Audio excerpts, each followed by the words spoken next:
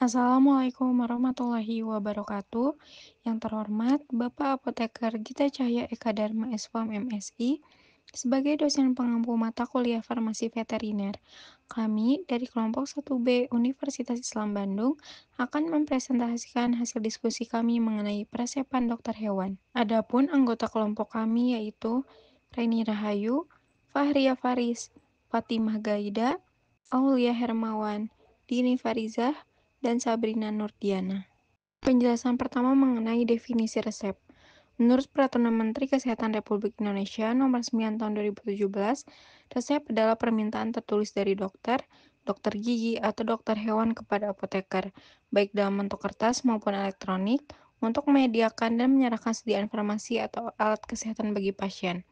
Sementara menurut Milks dan Jessic tahun 1994, resep merupakan perintah tertulis dari dokter atau dokter hewan kepada apoteker untuk membuat dan memberikan obat dalam bentuk sediaan tertentu kepada pasien, yaitu hewan melalui pemiliknya. Sedangkan menurut Nanizar Zaman Yunus tahun 2001, resep adalah surat permintaan tertulis dari dokter, dokter gigi, atau dokter hewan kepada apoteker pengelola apotek untuk membuat obat dalam bentuk tertentu dan menyerahkannya kepada pasien. Dari berbagai pengertian tersebut, dapat disimpulkan bahwa resep adalah sarana komunikasi profesional antara dokter hewan dan apoteker agar hewan mendapatkan pengobatan yang tepat, aman, dan sesuai aturan hukum yang berlaku.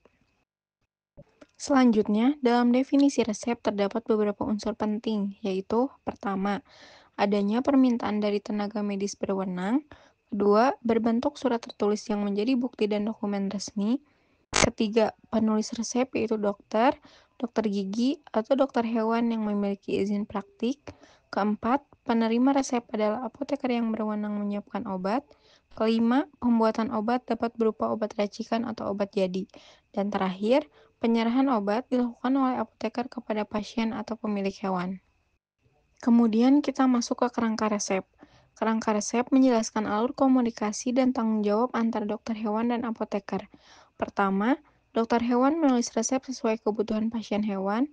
Kedua, resep diserahkan ke apotek atau depo obat hewan yang memiliki apoteker berizin. Ketiga, apoteker menyiapkan obat sesuai resep yang ditulis dokter hewan. Dan keempat, obat yang diserahkan kepada pemilik hewan dengan etiket dan petunjuk penggunaan yang jelas. Dari alur tersebut, bisa disimpulkan bahwa resep merupakan dokumen medik sekaligus dokumen hukum yang mengatur proses pengobatan tidak langsung melalui apoteker.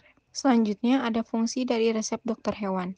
Resep berfungsi sebagai alat komunikasi profesional antara dokter hewan dan apoteker, sebagai dasar hukum dalam penyerahan obat di fasilitas farmasi veteriner, sebagai dokumen tanggung jawab medis, dan juga sebagai pedoman terapi untuk menjamin keamanan dan efektivitas obat bagi hewan.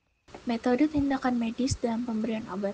Dalam farmasi veteriner, tindakan medis mencakup seluruh proses terapi seperti pemeriksaan klinis, diagnosis penyakit hewan, pemilihan obat, dan peresepan hingga evaluasi efek terapi. Tujuan utamanya adalah penggunaan obat yang rasional, yaitu tepat jenis, dosis, rute, waktu, dan sesuai spesies hewan.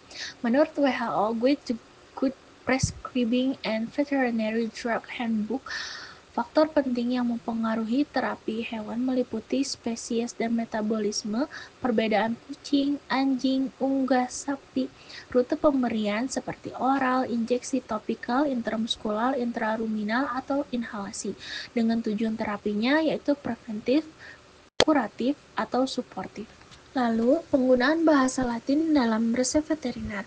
Bahasa Latin tetap digunakan dalam resep untuk hewan karena bersifat internasional dan konsisten antar profesi medis, di mana Latin membantu komunikasi antara dokter hewan dan apoteker veteriner, serta menghindari ambiguitas istilah lokal. Struktur resep veteriner seperti skripto terdiri dari identitas dokter hewan dan pemilik hewan, invokatio atau R, resiplah atau ambillah, preskriptio atau nama obat, bentuk dosis dan jumlah, signatur, aturan pakai, subskripsio, tanda tangan, dan SIP dokter hewan, pro animal, identitas hewan, nama, jenis, umur, berat, contoh singkatan Latin umum, KID. setiap hari, BID 2 kali sehari, ad libitum sesuai kebutuhan, stat atau segera. Profesi legal penulisan resep dalam farmasi veteriner sesuai Undang-Undang Nomor 18 Tahun 2009 dan Permenkes Nomor 9 Tahun 2017. Hanya dokter hewan yang berwenang menulis resep untuk pengobatan hewan. Resep veteriner adalah dokumen hukum yang mencerminkan tanggung jawab profesional dokter hewan. Kewenangan profesi, dokter hewan boleh menulis dan menandatangani resep obat hewan. Apoteker veteriner menyiapkan, memverifikasi, dan menyerahkan obat. Petugas lain hanya dapat memberikan obat sesuai instruksi tertulis dokter hewan. Alasan pembatasan di mana untuk menjamin keamanan pangan asal hewan, produk, daging, susu, telur, mencegah reduksi obat, dan menghindari resistensi antimikrobial resisten. Selanjutnya ada bagian-bagian resep. Yang pertama ada superskriptio, di mana merupakan kepala resep yang berisi simbol R atau resipe yang artinya ambillah, yang dimana menandai bahwa itu adalah awal dari resep. Yang kedua ada inskriptio, di mana inskriptio tersebut merupakan bagian isi dari resep yang berisi daftar bahan obat dan jumlahnya, seperti nama zat aktif, dosis, dan bentuk sediaan. Yang ketiga ada subskripsio, di mana merupakan petunjuk kepada apoteker mengenai cara pembuatan atau penyediaan obat. Yang keempat ada signatura, di mana merupakan petunjuk penggunaan obat untuk pemilik hewan seperti cara pakai, dosis, frekuensi, dan rute pemberian. Selanjutnya yang terakhir ada pro, di mana dia itu untuk identitas hewan seperti nama hewan, usia hewan, dan BB hewan. Selanjutnya ada untuk pemilik hewan seperti nama, alamat, dan nomor kontak. Selanjutnya ada penulisan resep, agar resep sah secara hukum dan mudah dipahami. Yang pertama, tinta harus gelap dengan penulisan yang jelas dan mudah terbaca. Yang kedua, gunakan tulisan yang jelas, tidak disingkat secara berlebihan. Yang ketiga, menggunakan satuan baku seperti bobot gram atau volume mili. Jika tidak ada satuan, maka disebut gram. Yang keempat, huruf awal harus menggunakan kapital seperti nama pasien, bahan obat, bulan, dan kota. Yang kelima, menggunakan desimal maksimal 3 digit di belakang koma. Yang keenam, hindari penggunaan singkatan yang bisa menimbulkan ambiguitas. Yang ketujuh, gunakan bahasa Latin untuk bagian teknis resep dan bahasa Indonesia untuk petunjuk kepada pasien atau signatura. Yang terakhir, setiap resep harus ditandatangani oleh dokter hewan yang berwenang. Konstruksi gramatikal. Konstruksi gramatikal dalam resep dokter hewan adalah aturan tata bahasa dan penyusunan kalimat yang digunakan dalam menulis resep obat, khususnya yang menggunakan bahasa Latin, seperti RP atau resipe. Artinya itu adalah ambillah, AA itu anak, artinya itu masing-masing, AD itu artinya hingga mencapai, MF itu campurkan hingga jadi, S itu signa, berilah tanda atau petunjuk, GTT itu gutei atau tetes, QS itu quantum setis atau secukupnya, BDD itu bisday atau 2 kali sehari, TDD itu third day, artinya 3 kali sehari. Atribut penting dalam penulisan resep dokter hewan itu ada identitas dokter hewan seperti nama lengkap dan gelar dokter hewan, nomor SIP DH, alamat dan tempat praktik, tanda tangan dokter sebagai bentuk tanggung jawab profesional. Dan ada identitas pasien atau hewannya, nama atau kode identifikasi hewan, jenis hewannya apa, jenis kelamin dan umur, nama pemilik hewan, serta ada tanggal dan tempat penulisan resep. Dan ada nama dan komposisi obat seperti nama obat, generik atau dagang, dosis dan bentuk kesediaan, tablet, kapsul, injeksi, ataupun salep, dan lain-lainnya. Jumlah obat yang harus disiapkan, bila perlu sertakan bahan tambahan seperti adjuvan, flarut, ataupun pengisi. Selanjutnya ada aturan pakai atau signatura.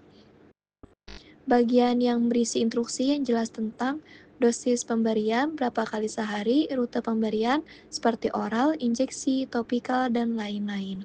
Nama pembelian, petunjuk khusus misalnya diberikan setelah makan, hindari paparan sinar matahari, dan sebagainya. Dan ada tanda tangan dan stempel dokter hewan, menunjukkan keabsahan dan tanggung jawab penuh dokter terhadap resep yang dikeluarkan. Resep tanpa tanda tangan dianggap tidak sah. Selanjutnya ada aspek hukum dan dasar hukum obat extra label pada hewan. Extra label drug use merupakan penggunaan tidak sesuai label, baik dari indikasi, spesies, dosis, rute, bentuk, ataupun durasi. Berlaku pada resep, penggunaan klinik, dan compounding terbatas. Boleh dilakukan secara terbatas oleh dokter hewan berizin dengan alasan klinis kuat, misalnya tidak ada obat on-label yang memadai atau tersedia. Kemudian harus ada PCPR atau hubungan dokter dengan klien dengan pasien, diagnosisnya tuh harus jelas, dokumentasi dan informed consent, dan untuk hewan pangan wajib ditetapkan withdrawal time. Kemudian ada pembatasan, terutama obat tertentu pada hewan pangan, dan resiko seperti residu, resistensi antimikroba. Karena itu, extra label drug use bukan jalan pintas, tetapi opsi terakhir yang terkontrol. Selanjutnya ada syarat administratif extra label drug use. Yang pertama itu, resepnya tuh harus lengkap dan jelas. Cantumkan identitas pasien dan pemilik, diagnosis atau indikasi, nama obat dan bentuk sediaannya, dosis, rute, frekuensi, serta durasi pengobatan. Jika obatnya didispensi dari klinik, sertakan label dengan petunjuk pemakaian yang mudah dipahami, peringatan penting, dan nama dokter hewan yang bertanggung jawab. Kemudian yang kedua itu ada PCPR dan kewenangan. Tindakan ini tuh hanya boleh dilakukan oleh dokter hewan berizin dalam konteks PCPR, hubungan dokter, klien, dan pasien yang sah. Artinya dokter benar-benar telah melakukan pemeriksaan, menetapkan rencana terapi, dan menyediakan tindak lanjut. Kemudian ada informed consent. Dokter menjelaskan bahwa ini adalah penggunaan di luar label, mengapa diperlukan, manfaat dan resikonya, serta alternatif yang tersedia dan konsekuensi khusus, misalnya masa henti pada hewan pangan. Selanjutnya ada dokumentasi dan penyimpanan catatan.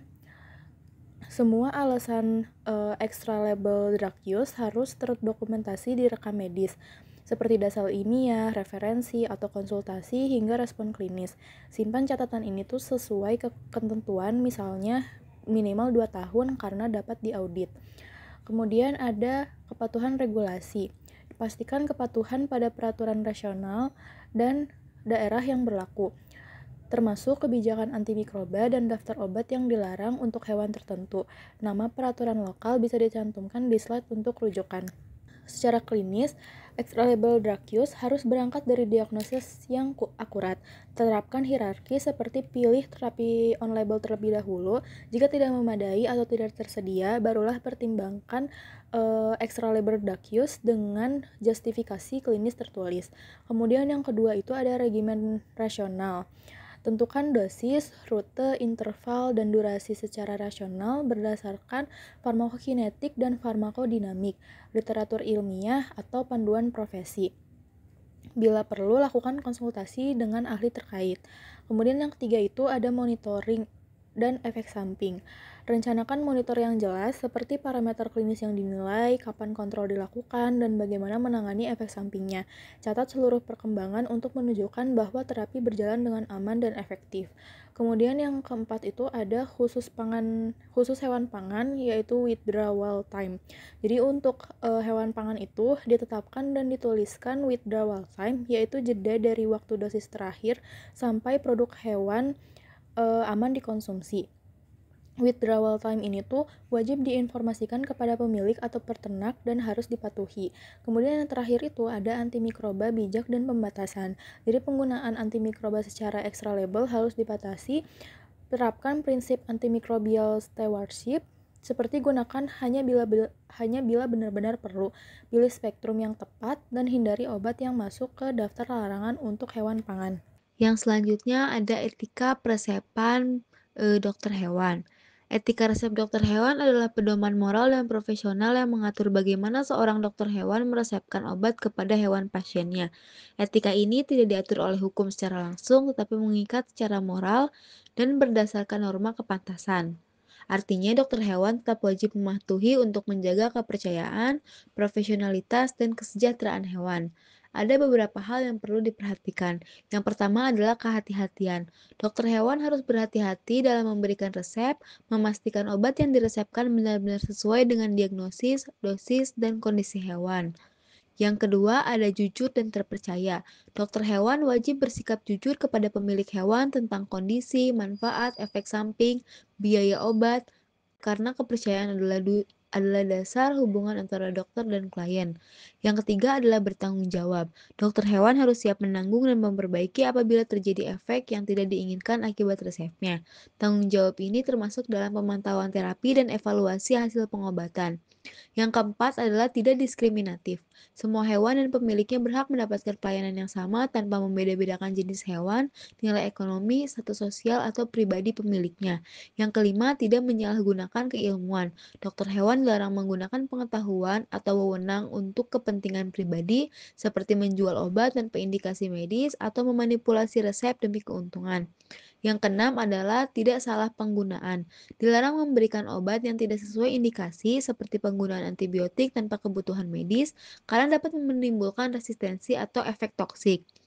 Yang ketujuh adalah sopan dan profesional. Sikap sopan terhadap pemilik hewan, rekan sejawat, dan pihak industri farmasi menunjukkan etika profesional yang baik, komunikasi yang santun, meningkatkan kepercayaan dan reputasi seorang dokter hewan. Yang kedelapan adalah bijaksana. Dokter hewan perlu menimbangkan semua aspek medis, etika, dan sosial sebelum meresepkan obat. Yang kesembilan adalah edukasi. Dokter hewan memiliki kewajiban memberikan edukasi kepada pemilik hewan tentang cara pemberian obat, lama terapi, efek samping, dan pentingnya mengikuti dosis yang dianjurkan. Dalam etika peresepan dokter hewan, ada beberapa hal tambahan yang perlu diperhatikan. Yang pertama adalah dokter hewan harus terbebas dari pengaruh pihak manapun, termasuk perusahaan obat, agar resep yang diberikan benar-benar berdasarkan kebutuhan medis hewan, bukan kepentingan bisnis. Yang kedua, dokter hewan tidak boleh memaksakan atau menyerahkan klien untuk membeli obat di apotek atau toko tertentu demi keuntungan pribadi. Yang ketiga, tidak melakukan praktik jual beli obat terselubung. Praktik menjual obat tanpa resep atau menyamarkan penjualan obat sebagai jasa klinik adalah pelanggaran etika. Yang keempat adalah tidak memberikan informasi yang salah. Dokter hewan harus memastikan setiap informasi mengenai obat, dosis, dan cara penggunaannya disampaikan dengan benar agar tidak membahayakan hewan. Yang kelima adalah penggunaan obat secara tidak semestinya. Setiap dokter hewan harus menggunakan sesuai indikasi, takaran, dan ketentuan peraturan karena penyalahgunaan dapat merugikan hewan dan menurunkan kepercayaan publik terhadap profesi dokter hewan. Terima kasih, sekian dari kami. Mohon maaf apabila terdapat kesalahan. Wabillahi taufiq wal hidayah. Wassalamualaikum warahmatullahi wabarakatuh.